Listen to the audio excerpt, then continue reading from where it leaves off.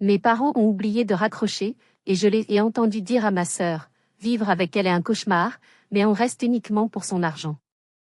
Ma sœur a éclaté de rire à la seconde où ils ont fini de parler. Je m'appelle Apolline, j'ai 32 ans. De l'extérieur, ma vie semblait être la définition même de la réussite, une carrière florissante en tant qu'ingénieur en informatique dans la vibrante ville de Lyon, un salaire qui me mettait à l'abri du besoin, et surtout, une grande et belle maison en banlieue, dont les murs abritaient non seulement mes rêves, mais aussi toute ma famille. C'était ma plus grande fierté. Mais un soir d'automne ordinaire, alors que la pluie fine crépitait doucement contre les fenêtres, le silence confortable de cette maison a été brisé par la plus cruelle des révélations. J'avais oublié de raccrocher après un appel téléphonique anodin avec mes parents, et leurs voix, soudainement dépourvues de tout filtre affectueux, me sont parvenues. J'ai entendu ma propre mère dire que vivre avec moi était un cauchemar, qu'il ne restait que pour mon argent. Puis, le rire perçant de ma sœur a éclaté, un son cristallin et moqueur qui a scellé leur trahison. Ce n'était pas une simple conversation. C'était un tremblement de terre qui a rasé les fondations de mon existence. Avant que je vous plonge dans les détails sordides de cette histoire, dans cette lente et douloureuse descente aux enfers et la bataille que j'ai dû mener pour ma survie financière, mentale et émotionnelle, j'aimerais prendre un instant pour nous connecter. Je suis curieuse de savoir d'où vous m'écoutez. Dites-moi dans les commentaires de quelle ville, de quelle région ou de quel pays vous suivez mon récit, et quelle heure il est chez vous. C'est une pensée réconfortante de savoir que, malgré l'isolement que j'ai ressenti, nous sommes en fait des milliers à partager cet instant. Maintenant, permettez-moi de vous transporter à ce soir fatidique. La journée avait été exigeante, une succession de réunions virtuelles et de lignes de code complexes qui me laissaient mentalement épuisé. Mon bureau, que j'avais aménagé avec soin dans une des plus grandes chambres à l'étage, était mon refuge. Les murs étaient tapissés de mes diplômes et de photos de projets réussis. C'était la preuve tangible que mes années de sacrifice, les nuits blanches passées à étudier, avaient porté leurs fruits. Une réussite que je croyais, dans ma grande naïveté, partager de bon cœur. Il y a 3 ans, le décès de mon grand-père m'avait laissé avec un héritage conséquent. Loin de le voir comme une aubaine personnelle, j'y avais vu une opportunité. L'opportunité d'offrir à mes parents, Didier et Martine, la retraite anticipée dont ils rêvaient, loin des soucis financiers. L'opportunité d'offrir à ma sœur aînée, Constance, un havre de paix où elle pourrait enfin, après d'innombrables tentatives infructueuses, lancer sa carrière artistique. Je payais tout, absolument tout. L'hypothèque, les factures d'eau et d'électricité, les impôts fonciers, les courses hebdomadaires chez le traiteur, les vacances au ski en hiver et au bord de la mer en été. Je le faisais par amour, par un sens du devoir profondément ancré en moi, persuadé que c'était le rôle d'une famille, se soutenir mutuellement. Ce soir-là, l'appel était banal. J'avais téléphoné dans le salon depuis mon bureau, simplement pour leur demander leur préférence pour le dîner. La voix de ma mère, mielleuse et douce, avait répondu « Oh, ne te dérange pas ma chérie, on se débrouillera. » J'avais raccroché, ou du moins, je le pensais. Distraite par une notification de travail, j'avais simplement posé mon téléphone sur le bureau, l'appel toujours en cours. Le silence s'était fait pendant quelques minutes, puis leur voix avait repris, transformée. Elle ne se doute toujours de rien, a demandé Constance, sa voix empreinte d'une impatience à peine voilée. La voix de mon père, habituellement si chaleureuse, était devenue plate, lasse. Pas le moins du monde. Elle est bien trop absorbée par son rôle de sauveuse pour voir ce qui se passe sous son nez. Puis, la phrase de ma mère, Martine, a frappé comme un poignard en plein cœur. Vivre avec elle est un cauchemar, mais on reste uniquement pour son argent. Sois patiente, ma puce. Un cauchemar. Le mot a explosé dans le silence de mon bureau. Moi? Un cauchemar? Moi qui travaillais 60 heures par semaine pour qu'il n'ait à se soucier de rien? Avant même que je puisse reprendre mon souffle, le rire de Constance a fusé. Un rire aigu, triomphant, le rire de quelqu'un qui savoure une victoire secrète. Encore un peu de patience, a-t-elle gloussé. Bientôt, on n'aura plus à faire semblant. Le sang s'est retiré de mon visage. L'air est devenu rare, mes poumons semblaient refuser de fonctionner. J'ai agrippé mon bureau, mes doigts s'enfonçant dans le bois. Chaque battement de mon cœur résonnait dans mes tempes comme un tambour funèbre. La pièce tanguait. Ce n'était pas de la colère, pas encore. C'était une implosion. Une douleur si profonde qu'elle annulait toute autre sensation. Ma famille. Mon père, ma mère, ma sœur. Ils ne me voyaient pas. Ils voyaient un chéquier, une source de revenus, un obstacle pratique à leur confort. J'ai finalement trouvé la force d'appuyer sur le bouton rouge. L'appel s'est terminé. Mais ce n'était pas le rire de ma sœur qui me glaçait le plus. C'étaient ces mots, bientôt, on n'aura plus à faire semblant. Faire semblant de quoi? Quel était leur plan? Qu'est-ce qu'ils préparaient dans mon dos, sous mon propre toit? La nuit allait être longue, et la vérité, bien plus sombre que je ne pouvais l'imaginer. Le sommeil ne m'a pas visité cette nuit-là. J'étais assise dans le noir, rejoint la scène en boucle, chaque mot s'imprimant au fer rouge dans ma mémoire. Une partie de moi voulait hurler, descendre et les confronter. Mais une autre partie, plus froide, plus calculatrice, a pris le dessus. La partie ingénieure en moi. Un problème ne se résout pas par l'émotion, mais par l'analyse et la collecte de données. J'ai donc pris une décision, j'allais devenir une actrice dans ma propre vie. Le lendemain matin, je me suis levée, j'ai pris une douche et je suis descendue avec le masque de l'ignorance paisible vissé sur mon visage. La cuisine sentait le café fraîchement moulu, une routine que j'avais instaurée et que j'exécutais maintenant mécaniquement. Mon père était déjà là, plongé dans le Figaro, section économie. Il a levé les yeux une fraction de seconde. Bonjour, a-t-il marmonné avant de se replonger dans sa lecture. J'ai observé ses doigts, habituellement calmes, qui tapaient un rythme nerveux sur la table en marbre. Il ne lisait pas, il cherchait quelque chose. Des informations. Sur les marchés? Sur les investissements? Ma mère est entrée, rayonnante. Trop rayonnante. Bonjour ma chérie. Bien dormi? Son sourire était large, mais il n'atteignait pas ses yeux. Ses yeux étaient fuyants, balayant la pièce comme pour s'assurer que tout était en ordre, que le décor n'avait pas changé. Elle s'est affairée, a sorti le beurre, la confiture, une tornade d'activités futiles pour masquer une tension palpable. J'ai pensé qu'on pourrait aller faire un peu de shopping aujourd'hui, qu'en dis-tu? Il y a une vente privée chez Printemps. Son enthousiasme sonnait faux, comme une note discordante dans une symphonie. Constance est arrivée en dernier, les cheveux en bataille, bâillant à s'en décrocher la mâchoire. Elle a à peine grogné en guise de salutation avant de se servir une grande tasse de café noir. Elle s'est affalée sur une chaise, son téléphone déjà à la main. Je me suis penchée pour prendre le sucre et j'ai aperçu son écran. Elle ne regardait pas des villas de luxe aujourd'hui. Elle était sur le site d'un concessionnaire automobile, configurant une voiture de sport allemande. Une voiture qui coûtait l'équivalent de mon salaire annuel. J'ai senti une vague de dégoût monter en moi, mais je l'ai ravalée avec mon café. J'ai sorti mon téléphone et j'ai ouvert une application de notes sécurisée, protégée par un mot de passe. J'ai créé un nouveau fichier, projet chimère. Et j'ai commencé à écrire. Sujet A, père, prétend être détaché des questions d'argent, mais surveille les marchés financiers. Anxiété palpable. Sujet B, mère, dissimule la nervosité par une hyperactivité et une fausse gaieté. Propose des dépenses importantes pour tester ma réaction. Sujet C, sœur, affiche un mépris total pour la réalité financière. Ambition démesurée et sentiment que tout lui est dû. Puis, j'ai commencé à faire ce que j'ai appelé l'inventaire de mon musée des faux souvenirs. Je me suis forcée à revisiter des moments que je chérissais, mais en les passant au crible de la conversation de la veille. Le souvenir de mon 25e anniversaire. Mes parents m'avaient offert un simple pendentif. Mais mon père avait fait un discours émouvant. Nous n'avons pas beaucoup à t'offrir, Apolline, mais tu as un don. Ton intelligence est ta fortune. Ne l'oublie jamais. À l'époque, j'avais pleuré d'émotion. Aujourd'hui, je comprenais.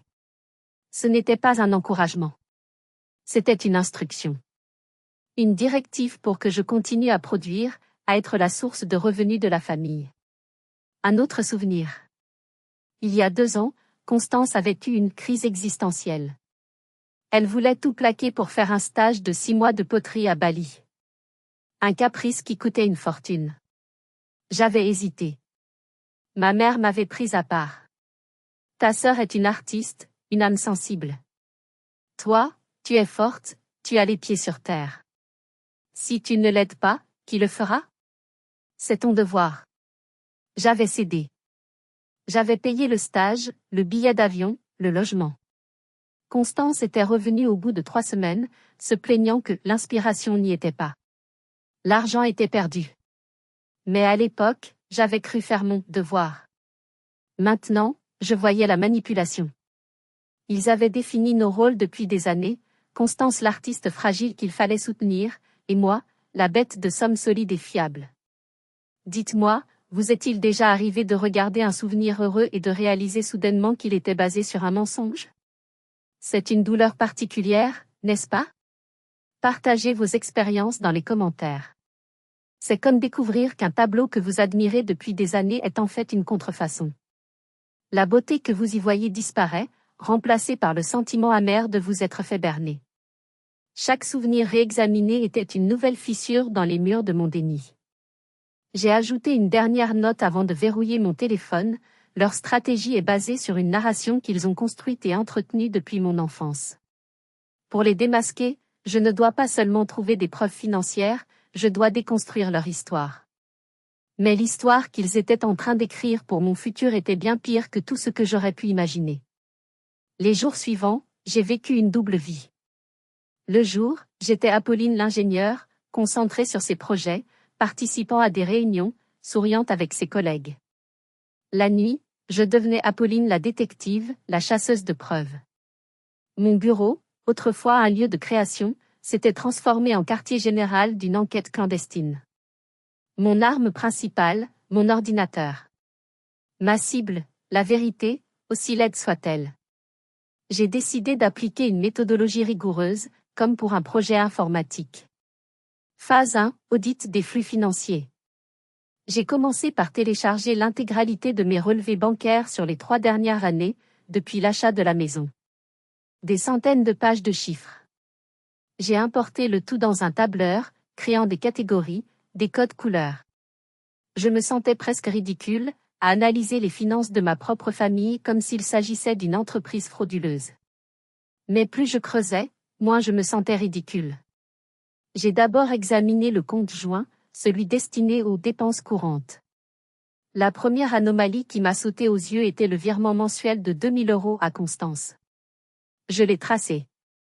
Il n'était pas libellé « allocation » ou « aide ». Il était libellé « remboursement prêt ». Quel prêt? Je ne lui avais jamais officiellement prêté d'argent. C'était donc une façade, une manière de donner une apparence légitime à ce qui n'était rien d'autre qu'un salaire déguisé. Sur 2 ans, cela représentait 48 000 €. Déjà, le chiffre me donnait le vertige. J'ai ensuite analysé les dépenses par carte. C'était un gouffre.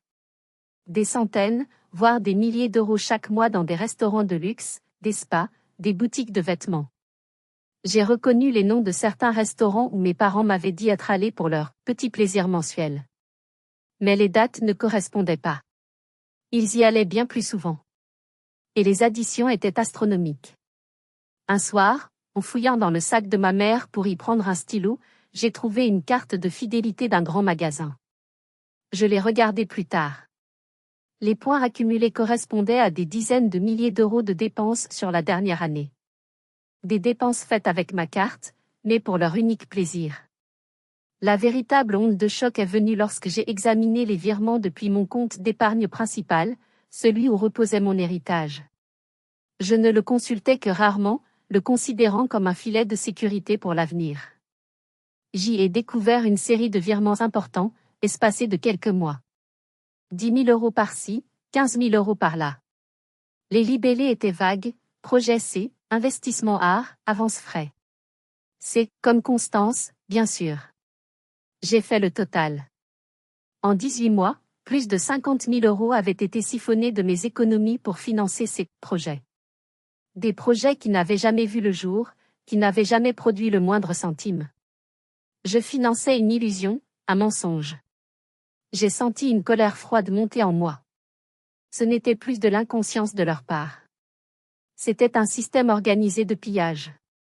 Ils me vidaient méthodiquement, comme des termites dévorant une maison de l'intérieur, en silence, jusqu'à ce que tout s'effondre. Et puis, au milieu de cette litanie de dépenses et de virements, j'ai trouvé la ligne. Celle qui a tout changé. Un paiement unique, il y a 6 mois. 1500 €. Un virement SEPA. Le bénéficiaire, cabinet d'avocats Bernard et Associés. J'ai immédiatement cherché le nom sur Internet. Leur site web était élégant, professionnel. Leur slogan, protégez votre patrimoine, sécurisez votre avenir. Leur spécialité était listée, droit des successions, optimisation fiscale, et droit de la famille et des personnes vulnérables. Le sang s'est retiré de mes joues. Personnes vulnérables. Mise sous tutelle. Curatelle. Les mots clignotaient sur l'écran comme des néons d'alarme. C'est un moment charnière dans mon histoire. Le moment où la tristesse commence à laisser place à la fureur. J'aimerais vous poser une question. Si vous étiez à ma place, à ce moment précis, en découvrant l'ampleur de la manipulation financière et le paiement à un avocat, quelle aurait été votre première réaction? Auriez-vous confronté votre famille immédiatement, ou auriez-vous continué à chercher des preuves? Dites-le moi dans les commentaires, je suis vraiment curieuse de savoir ce que vous auriez fait face à une telle trahison. Un avocat spécialisé en droit de la famille? Pourquoi? La seule explication possible tourbillonnait dans ma tête, si monstrueuse que j'osais à peine y penser. Il ne se préparait pas à me demander plus d'argent. Il se préparait à tout prendre. La découverte du paiement à l'avocat a été un électrochoc. Je savais que je devais agir vite, mais je devais aussi être prudente. Une confrontation directe sans toutes les cartes en main serait désastreuse. Ils nieraient, me traiteraient de folle, et cela ne ferait que renforcer leur dossier contre moi. J'avais besoin de trouver la preuve ultime, le smoking gun. Et je savais instinctivement où chercher, le bureau de mon père. C'était son sanctuaire, un territoire interdit où il gardait ses papiers importants. J'ai attendu le milieu de la semaine, un après-midi où je savais que la maison serait vide pendant plusieurs heures. J'ai posé une demi-journée de congé, prétextant une migraine foudroyante. Le silence dans la maison était pesant lorsque je me suis approchée de la porte de son bureau. J'ai tourné la poignée, le cœur battant à tout rompre. Elle était fermée à clé. Bien sûr. Il n'avait jamais fermé cette porte à clé auparavant. C'était la confirmation que quelque chose était caché à l'intérieur. J'ai senti une montée d'adrénaline. Plutôt que de paniquer, mon esprit d'ingénieur a pris le dessus. Une serrure simple n'allait pas m'arrêter. Je suis allé chercher ma boîte à outils, j'ai pris une carte de fidélité rigide et un trombone. En quelques minutes de concentration intense, j'ai réussi à faire jouer le pen. La porte s'est ouverte dans un léger déclic. L'intérieur était impeccable. J'ai scanné la pièce, cherchant quelque chose qui n'était pas à sa place. Mon regard s'est posé sur une vieille mallette en cuir brun, cachée sous le bureau. Une mallette que je ne lui avais pas vue utiliser depuis des années. Je l'ai sortie. Elle était fermée par une serrure à combinaison à 4 chiffres. J'ai commencé à essayer les combinaisons évidentes, sa date de naissance, celle de ma mère, notre ancienne adresse. Rien. J'ai réfléchi. Quelque chose d'important pour lui, quelque chose qu'il ne voudrait pas oublier. Puis ça m'a frappé. La date de naissance de Constance. 1988, j'ai tourné les molettes. Clic, la serrure s'est ouverte. Le fait qu'il ait choisi la date de naissance de ma sœur comme code secret était une blessure de plus. J'ai soulevé le couvercle. Mon souffle s'est bloqué dans ma gorge. À l'intérieur, un unique dossier suspendu, neuf. L'étiquette, parfaitement dactylographiée, portait mon nom, dossier Apolline D. Mes mains tremblaient si fort que j'ai eu du mal à sortir les documents. Ce que j'ai trouvé à l'intérieur a dépassé mes pires cauchemars. C'était un dossier méthodique, clinique, préparé pour me détruire. La première section contenait des impressions de mes propres emails et SMS. Des messages envoyés à ma mère, dans lesquels je me confiais sur le stress de mon travail, ma solitude parfois. Chaque phrase était surlignée, annotée dans la marge. Signe de dépression, instabilité émotionnelle. Ils avaient transformé mes confidences en armes contre moi. La deuxième section était une série de témoignages. Une lettre manuscrite de ma mère, décrivant avec un luxe de détails larmoyant comment elle s'inquiétait pour ma santé mentale. Et puis, une déclaration dactylographiée de Constance. Sur plusieurs pages, elle décrivait mes sautes d'humeur imprévisibles, mes dépenses irréfléchies, l'achat de la maison était cité en exemple, et affirmait même que j'avais des trous de mémoire. C'était un tissu de mensonges, une fiction conçue pour me dépeindre comme une personne incapable et dangereuse pour elle-même. Enfin, la dernière section. La plus terrible. C'était une liasse de documents du cabinet d'avocats Bernard et Associés. Il y avait des conseils sur la manière de recueillir des preuves, des exemples de jurisprudence. Et au milieu, le projet final. Une requête officielle à déposer auprès du juge des tutelles. Elle demandait ma mise sous tutelle renforcée, arguant de l'altération de mes facultés mentales et corporelles de nature à empêcher l'expression de ma volonté. Il demandait que mon père, Didier D., soit nommé tuteur, lui donnant un contrôle total sur mon patrimoine, mes revenus, et même mes décisions médicales. Je me suis effondré sur le sol, les documents éparpillés autour de moi. Je suffoquais. Ce n'était pas une simple question d'argent. C'était une tentative d'assassinat de mon identité. Il voulait me voler mon autonomie, ma volonté, mon essence même.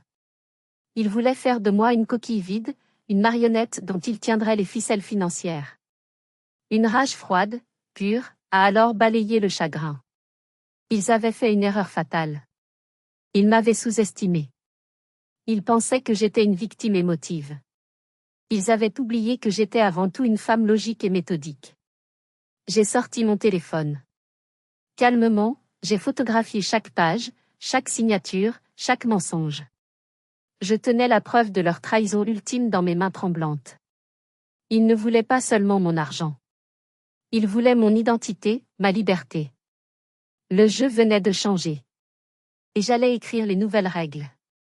Après avoir tout photographié, j'ai méticuleusement remis chaque document à sa place, refermé la mallette, les verrouillé avec le code 1988, et les replacé sous le bureau. J'ai même pris soin de refermer la porte à clé en sortant. Aucune trace. Mais à l'intérieur, le chaos avait fait place à une clarté glaciale. La phase d'enquête était terminée. La phase de contre-offensive commençait. J'ai passé le reste de l'après-midi à poser les premières pierres de ma forteresse. Ma première action a été de protéger mes finances. J'ai conduit jusqu'au centre de Lyon, non pas vers ma banque, mais vers une agence concurrente où je n'avais aucun historique. J'ai demandé un rendez-vous avec le directeur. Dans son bureau feutré, j'ai exposé une version édulcorée mais efficace de la situation. Je suis au milieu d'un conflit familial très grave impliquant des menaces sur mon patrimoine. J'ai besoin de mettre mes actifs à l'abri, immédiatement. L'homme a vu l'urgence et le sérieux dans mes yeux. En moins de 3 heures, nous avons mis en place un plan de bataille. J'ai ouvert un nouveau compte courant et plusieurs comptes d'épargne, tous à mon nom unique et domiciliés dans cette nouvelle agence. Puis, le coup de maître, nous avons utilisé la majorité de mon héritage pour souscrire à un contrat d'assurance vie.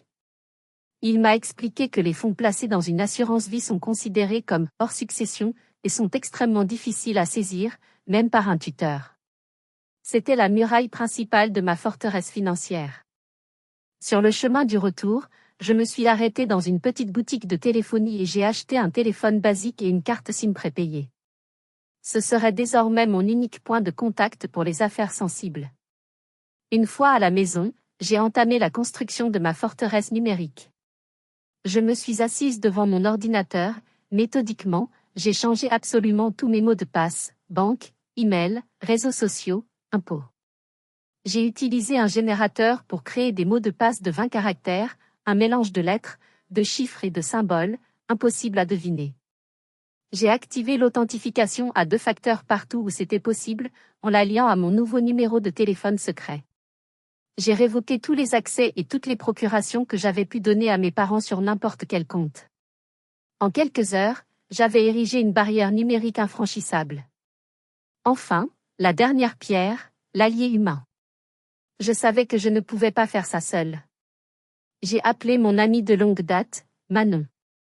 Nous nous sommes retrouvés dans un petit bar à vin, loin de mon quartier. J'ai posé mon téléphone sur la table et j'ai fait défiler les photos du dossier. Elle a regardé, en silence, son visage passant de l'incompréhension à la colère pure. Les salauds, a-t-elle sifflé. Les salauds finis. Elle n'a pas essayé de me réconforter. Elle est passée en mode action. Tu ne vas pas affronter ça avec un avocat de quartier. Tu as besoin d'un requin. J'en connais un. Il s'appelle Maître Bernard. Il est cher, il est cassant, mais il n'a jamais perdu un cas comme le tien. Le soir même, j'étais assise dans le bureau lambrissé de Maître Bernard. C'était un homme d'une 50aine d'années, au regard d'acier. Il a écouté mon histoire sans m'interrompre, en prenant des notes. J'ai fait défiler les photos. Il a regardé chaque document avec une attention intense. Quand j'ai eu fini, il est resté silencieux pendant une bonne minute. Puis, un sourire presque imperceptible a étiré le coin de ses lèvres. Mademoiselle D, a-t-il dit, sa voix grave et précise. Félicitations. En photographiant ces documents, vous avez transformé un drame familial sordide en un cas d'école de tentative d'abus de faiblesse et d'escroquerie. Votre famille a commis une erreur monumentale. Il m'a donné des instructions claires. À partir de maintenant, vous ne dites plus rien. Vous ne montrez rien. Vous attendez. Ils vont bientôt se rendre compte que les robinets sont fermés. Ils vont paniquer. Et ils vont faire une erreur. C'est à ce moment-là que nous frapperons. Je suis sortie de son bureau épuisée, mais avec un sentiment de puissance que je n'avais jamais ressenti. J'avais un plan. J'avais des remparts. J'avais un allié redoutable. Le lendemain matin, j'étais dans la cuisine quand j'ai entendu ma mère au téléphone avec Constance. J'ai essayé de faire le virement pour ton loyer, mais ça ne passe pas. La banque dit que le compte est bloqué. Un long silence. Puis sa voix est montée d'une octave. Qu'est-ce que tu veux dire, la carte est refusée? Le premier mur de ma forteresse venait de tenir bon. Le week-end a été d'une tension psychologique insoutenable. Le blocage des comptes avait jeté un froid polaire dans la maison. Il savait que quelque chose avait changé, mais il ne savait pas à quel point j'étais au courant.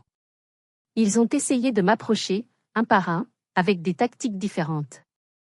Ma mère a tenté la carte de l'inquiétude feinte. Ma chérie, j'ai l'impression que tu es si distante ces derniers temps. Tout va bien au travail? Mon père a essayé la camaraderie masculine. Apolline, si tu as des soucis d'argent, il faut nous le dire, on est une famille. Constance, elle, a choisi le mépris. J'espère que tu vas vite régler ce problème avec la banque, j'ai des factures à payer. À chaque tentative, je répondais par des phrases neutres et évasives. Tout va bien, merci. Ne vous inquiétez pas pour moi. Je m'en occupe. Mon calme les déstabilisait. Ils s'attendaient à des larmes, à une crise de nerfs. Ils ne s'attendaient pas à ce mur de sérénité. Le point de rupture a été atteint le dimanche soir, lors de notre dîner hebdomadaire. C'était une mascarade grotesque. Nous étions assis en silence, la nourriture se refroidissant dans nos assiettes. Finalement, mon père a posé ses couverts avec un bruit sec. Bon, ça suffit. Apolline, il se passe quoi? C'est quoi cette histoire avec les comptes? C'était le moment que Maître Bernard m'avait dit d'attendre. Le moment où leur frustration dépasserait leur prudence. J'ai lentement essuyé mes lèvres avec ma serviette. J'ai sorti de mon sac le petit enregistreur vocal que j'avais acheté. Je l'ai posé au centre de la table et j'ai activé l'enregistrement. Le minuscule voyant rouge a brillé dans la pénombre. Je suis contente que tu poses la question, papa. Je pense qu'il est temps d'avoir une conversation honnête. Et pour être sûr que personne n'oublie ce qui a été dit, nous allons l'enregistrer. Leurs visages se sont figés. Ils se sont regardés, paniqués. Mais, pourquoi faire ça? C'est ridicule, a bafouillé ma mère. Je ne trouve pas, ai-je répondu, ma voix stable malgré les battements de mon cœur. Commençons par une conversation que vous avez eue lundi dernier, quand vous pensiez que j'avais raccroché. J'ai sorti mon téléphone, j'ai lancé le fichier audio. Leurs propres voix ont empli la salle à manger, crue, méprisante. Vivre avec elle est un cauchemar, on reste uniquement pour son argent, bientôt, on n'aura plus à faire semblant. Leurs visages sont passés du blanc au rouge. Ce n'est pas ce que ça semble être, a tenté mon père. On était fatigués, on a dit n'importe quoi. Vraiment, ai-je continué, imperturbable. Alors parlons de ça. J'ai sorti une liasse de papier de mon sac. C'étaient les relevés bancaires. J'ai commencé à les énumérer, calmement, ligne par ligne. Le virement mensuel de 2000 € à Constance, libellé, remboursement prêt. Le dîner à 400 € dans ce restaurant où je ne suis jamais allé. Les 15 000 € pour un projet artistique qui n'a jamais existé. Voulez-vous que je continue? Constance a explosé. Tu nous as espionnés. C'est dégoûtant. Non, Constance. J'ai simplement regardé où passait mon argent. L'argent que je gagne en travaillant pendant que tu configures des voitures de sport sur Internet. Ma mère a commencé à pleurer. Des larmes de crocodile. Comment peux-tu être si cruel? Nous sommes ta famille. C'est la question que je me pose, ai-je dit, ma voix se chargeant enfin d'une émotion froide. Comment une famille peut-elle faire ça? J'ai sorti la dernière pièce. Une copie de la première page de leur projet de mise sous tutelle. Je l'ai posée sur la table. Comment une famille peut-elle comploter pour faire interner sa propre fille afin de lui voler son héritage? Le silence qui a suivi était total. C'était le silence de la défaite. Le silence de ceux qui sont démasqués, sans aucune issue possible. J'ai vu la haine pure dans les yeux de Constance, la panique dans ceux de ma mère, et quelque chose de pire dans ceux de mon père, la honte. La honte d'avoir été pris. Pas le remords d'avoir agi. Leur masque était tombé. Il n'y avait plus de famille à cette table, seulement des prédateurs et leurs proies qui refusaient de l'être. J'ai éteint l'enregistreur, me suis levée, et ma voix n'a pas tremblé quand j'ai prononcé la sentence. Vous avez 24 heures pour faire vos valises et quitter ma maison. Je pensais naïvement que la confrontation et la preuve irréfutable de leur complot les feraient fuir, la queue entre les jambes. J'avais tort. Leur audace était sans limite. Les 24 heures de mon ultimatum se sont écoulées. Personne n'a fait une seule valise. Au lieu de partir, ils ont changé de stratégie. Ils ont décidé de m'assiéger de l'intérieur, transformant ma maison en un champ de bataille psychologique. Leur but n'était plus de me voler discrètement, mais de me pousser à bout, de me faire craquer pour que je devienne réellement la personne instable qu'ils décrivaient dans leur dossier. La maison est devenue un territoire hostile. Ils ont cessé de me parler, mais ils ont commencé à communiquer par des actes. La guerre d'usure a commencé. Ma mère est devenue une martyre professionnelle. Elle soupirait bruyamment chaque fois que j'entrais dans une pièce. Je l'entendais au téléphone avec des tantes et des cousines, sa voix pleine de sanglots, racontant que j'étais malade, que j'avais besoin d'aide, que son cœur de mère était brisé. Elle tissait une toile de mensonges, m'isolant du reste de la famille, me peignant comme le monstre. Mon père a joué une carte plus subtile, mais tout aussi perverse. Il a commencé à me traiter comme si j'étais effectivement diminuée. Il me parlait lentement, avec des mots simples, comme à une enfant. Tu es sûre que tu as bien éteint le gaz, Apolline? Tu oublies des choses, ces derniers temps. Il déplaçait mes affaires, mes clés, mon portefeuille puis me regardait les chercher avec un air de fausse pitié. Tu vois, tu perds la tête. Nous nous inquiétons pour toi. C'était une torture mentale, une tentative de me faire douter de ma propre santé d'esprit. Constance, fidèle à elle-même, a opté pour la confrontation directe et le sabotage. Un matin, ma tasse de café préférée a glissé de ses mains et s'est brisée en 1000 morceaux sur le carrelage. Un autre jour, le fichier sur lequel je travaillais toute la nuit a été accidentellement effacé de l'ordinateur familial. Elle me bousculait dans le couloir, me lançait des regards noirs, laissait des commentaires insultants sur mes photos sur les réseaux sociaux via de faux profils. Elle voulait une réaction violente de ma part. Elle voulait que je la frappe, que je hurle, que je lui donne des munitions pour leur dossier.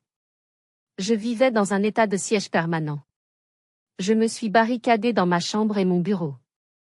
Je ne mangeais plus avec eux. J'ai installé un mini réfrigérateur dans ma chambre pour ne pas avoir à descendre dans la cuisine.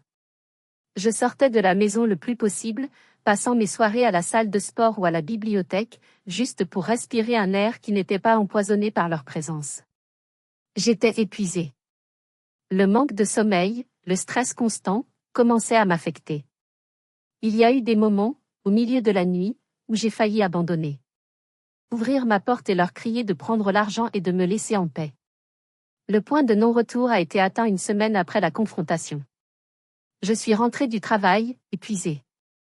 J'ai trouvé la porte de ma chambre entr'ouverte, alors que j'étais certaine de l'avoir fermée. Sur mon lit, posée sur mon oreiller, se trouvait une brochure. La brochure d'un établissement psychiatrique de la région. C'était une déclaration de guerre totale. Il ne se cachait même plus. Il me disait, « Voilà où tu vas finir. » Une rage froide a envahi chaque cellule de mon corps. Ils avaient franchi la dernière limite. Ce n'était plus ma famille. C'étaient mes tortionnaires. J'ai pris la brochure. Je suis descendue. Ils étaient tous les trois dans le salon, me regardant avec un air de défi. Sans un mot, j'ai déchiré la brochure en tout petits morceaux que j'ai laissés tomber à leurs pieds. Puis, j'ai sorti mon téléphone. Maître Bernard ? C'est Apolline. Ils sont toujours là. Ils ont intensifié le harcèlement. Lancé la procédure. Le soir même, j'ai trouvé une vieille photo de moi enfant, glissée sous ma porte. Au dos, ma mère avait écrit « Tu as oublié qui nous sommes ». J'ai pris un marqueur et j'ai écrit en retour avant de la glisser dehors « Non. C'est vous qui avez oublié qui je suis. Si vous êtes arrivé jusqu'ici, laissez un commentaire pour nous dire ce que vous auriez fait à la place d'OP. Vous pouvez aussi écrire simplement le chiffre 1 pour montrer que vous suivez encore. Et dites-nous, vous regardez cette histoire depuis quelle région ou quel pays ? La décision était prise. Le temps de la diplomatie, même froide, était révolu. Maître Bernard m'avait prévenu, une fois que nous lançons la procédure, il n'y a plus de retour en arrière possible. Êtes-vous prête ? J'étais plus que prête. J'étais déterminée. Le lendemain, il a déposé une requête en référé auprès du tribunal. La procédure était conçue pour les situations d'urgence, et il a argumenté que le harcèlement psychologique que je subissais et la tentative de spoliation constituaient une urgence manifeste. 2 jours plus tard, alors que je prenais mon petit déjeuner seul dans ma chambre, j'ai entendu la sonnette retentir. Pas un simple coup, mais une sonnerie longue, insistante. J'ai regardé par la fenêtre et j'ai vu une voiture de service garée devant la maison. Un homme en costume, une mallette à la main, se tenait sur le perron. Mon père est allé ouvrir, l'air agacé. J'ai collé mon oreille à la porte de ma chambre. « Monsieur Didier D ?» La voix de l'homme était forte, officielle. « C'est moi. Que voulez-vous ? Je suis maître Lefebvre, huissier de justice, mandaté par le tribunal de grande instance de Lyon. J'ai une ordonnance de justice à vous signifier. » Le mot « tribunal » a dû résonner comme un coup de tonnerre. J'ai imaginé le visage de mon père se décomposer. L'huissier ne lui a pas laissé le temps de répondre. Par ordonnance de référé en date d'hier, le juge a ordonné votre expulsion, ainsi que celle de Madame Martine D. et Mademoiselle Constance D. de cette propriété. Vous occupez les lieux sans droit ni titre et votre présence est jugée préjudiciable à la sécurité et à la santé de la propriétaire, Mademoiselle Apolline D. Un long silence a suivi. J'entendais ma mère qui s'approchait. Qu'est-ce que c'est que cette histoire ? Vous ne pouvez pas faire ça. La voix de l'huissier est restée de marbre. Madame, je ne fais qu'exécuter une décision de justice. Cette ordonnance est exécutoire sur le champ. Vous avez 24 heures pour rassembler vos effets personnels et quitter les lieux. Si vous refusez d'obtempérer, je reviendrai demain, accompagné des forces de l'ordre, et il sera procédé à votre expulsion forcée. Les frais de l'opération seront alors à votre charge. C'était la fin du jeu. Leur monde de manipulation et de chantage émotionnel venait de se heurter à la réalité brute de la loi. Leurs larmes, leurs souvenirs, leur statut de parents n'avaient aucun poids face à une ordonnance signée par un juge. L'huissier leur a tendu le document. Je vous conseille de ne pas opposer de résistance. Cela ne ferait qu'aggraver votre situation. Il a tourné les talons et est parti, les laissant sur le seuil, anéantis, le papier officiel entre les mains. Ce qui a suivi n'a été qu'un balai silencieux et sinistre. Plus un cri, plus une plainte. Ils ont commencé à faire leurs valises dans une atmosphère de défaite totale. J'ai passé la journée enferrée dans mon bureau, écoutant les bruits de leur départ. Le bruit des cintres qui glissent dans une penderie, le roulement des roulettes d'une valise sur le parquet, le scotch qui scelle un carton. C'étaient les sons de ma libération. Tard dans la soirée, j'ai vu les phares d'un taxi illuminer l'allée. Ils ont chargé leurs affaires dans le coffre, dans une précipitation honteuse. Ils n'ont même pas essayé de me parler. En passant devant la fenêtre de mon bureau, ma mère a levé la tête. Nos regards se sont croisés une fraction de seconde. Dans ses yeux, je n'ai vu ni tristesse ni remords. Seulement une haine froide et inextinguible. La portière du taxi a claqué. La voiture a démarré, ses feux arrière rouges disparaissant dans la nuit. La porte d'entrée était restée entr'ouverte. J'ai attendu un long moment avant de descendre. J'ai traversé le salon vide, j'ai fermé la porte à double tour. J'ai appuyé mon front contre le bois froid. La maison était silencieuse. Absolument silencieuse. Et pour la première fois, ce silence n'était pas le bruit du vide. C'était le son de la paix. Les jours qui ont suivi leur départ ont été une expérience surréaliste. La maison, soudainement si grande, si vide, résonnait de leur absence. C'était un silence bienvenu, mais aussi un silence assourdissant. Chaque pièce était un champ de mines de souvenirs. Je passais devant la chambre de mes parents et je sentais encore le parfum de ma mère. Je voyais la marque sur le tapis où le fauteuil de mon père avait reposé pendant des années. La maison était libérée de leur présence physique, mais pas de leur fantôme. Je me suis rendu compte que pour guérir, je devais quitter ce lieu. Il était imprégné de trop de douleurs, de trop de mensonges. La décision de vendre a été la première décision que j'ai prise en tant que femme véritablement libre. C'était un acte symbolique puissant. Je ne vendais pas seulement une propriété, je vendais un passé. L'agent immobilier a été surpris par ma hâte, mais il a fait un travail remarquable. En moins de 3 mois, la maison était vendue. Le jour de la signature finale, en tendant les clés au jeune couple heureux qui allait y construire sa propre histoire, j'ai senti un poids colossal se détacher de mes épaules. J'étais libre. J'ai utilisé une partie de l'argent pour m'installer dans un appartement lumineux et moderne sur les pentes de la Croix-Rousse. C'était plus petit, mais chaque centimètre carré m'appartenait, non seulement légalement, mais aussi spirituellement. Il n'y avait pas de passé, pas de fantôme, seulement une page blanche. J'ai passé des semaines à le décorer, choisissant chaque meuble, chaque couleur, avec un soin infini. C'était la première fois que je créais un espace qui ne reflétait que mes propres goûts, sans avoir à faire de compromis ou à penser au confort des autres. Cette reconstruction matérielle s'est accompagnée d'une reconstruction intérieure, bien plus ardue. J'ai réalisé à quel point leur influence m'avait isolée. J'avais sacrifié mes amitiés sur l'autel de mes responsabilités familiales. J'ai repris contact avec d'anciennes amies. Certaines ont été surprises, d'autres simplement heureuses de me retrouver. Manon, bien sûr, a été mon rock. Nos dîners n'étaient plus des séances de débriefing de crise, mais de vrais moments de partage et de rire. J'ai recommencé à vivre pour moi. J'ai investi du temps et de l'énergie dans ma propre personne. Je me suis inscrite à un cours de poterie, une ironie qui ne m'a pas échappé, pensant à l'échec de Constance à Bali. Mais contrairement à elle, je n'y cherchais pas la gloire, seulement le plaisir de créer quelque chose de mes propres mains. J'ai découvert une passion pour la randonnée. Chaque week-end, je partais explorer les sentiers des Monts d'Or, seule avec mes pensées. L'effort physique me vidait la tête, et la beauté de la nature me rappelait qu'il y avait un monde immense et magnifique en dehors des murs de mon ancien drame familial. Le chemin n'a pas été sans embûches. La solitude était parfois difficile à apprivoiser. Il y avait des soirées où le silence de mon appartement me pesait, où la tentation de céder à la tristesse était forte. J'ai commencé à consulter un thérapeute.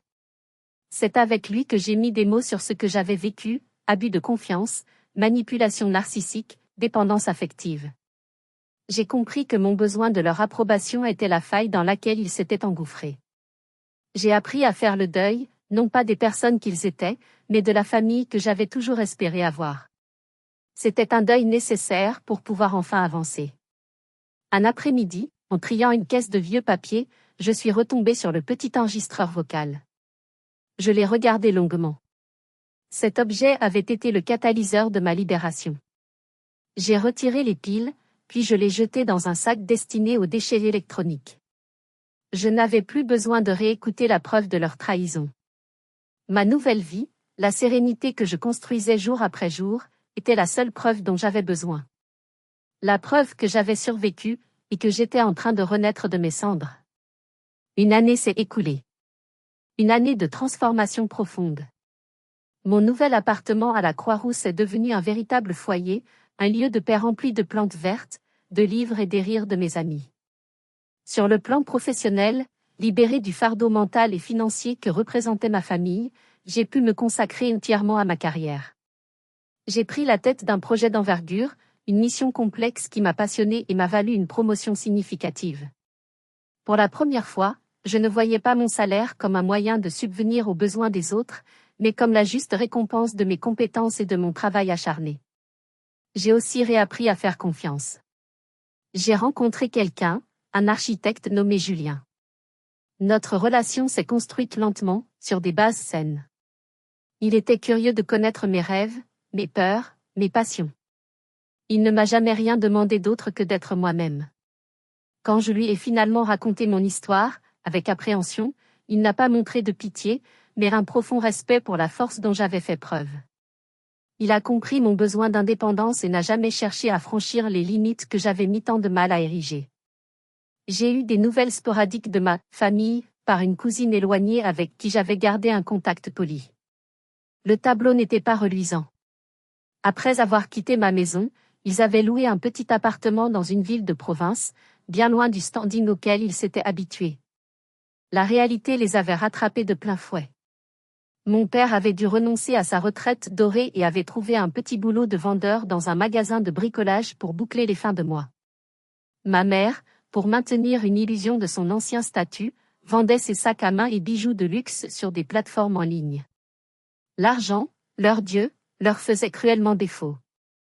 Quant à Constance, sa chute a été la plus spectaculaire. Privée de mes financements, tous ses projets se sont évaporés. Elle a tenté de vivre au crochet de ses amis, mais leur loyauté n'a pas résisté à l'absence de dîners et de week-ends payés par mois. La dernière nouvelle que j'ai eue, c'est qu'elle travaillait comme hôtesse d'accueil, un poste qu'elle aurait jugé indigne d'elle un an auparavant. Son compte Instagram, autrefois une vitrine de luxe et d'oisiveté, était devenu inactif. En apprenant ces nouvelles, je n'ai ressenti aucune jubilation, aucune vengeance. Seulement une profonde et paisible indifférence. Leur vie ne me concernait plus. Ils avaient fait leur choix, semé le vent de la cupidité et de la trahison, et ils récoltaient maintenant la tempête de la médiocrité. Mon chemin était ailleurs. En regardant en arrière, je comprends la leçon fondamentale de cette épreuve. L'amour ne doit jamais être une excuse pour l'abus. La loyauté familiale ne doit jamais exiger le sacrifice de soi. J'ai appris que poser des limites claires n'est pas un acte de méchanceté, mais la plus haute forme de respect de soi. Mon véritable héritage n'était pas l'argent de mon grand-père.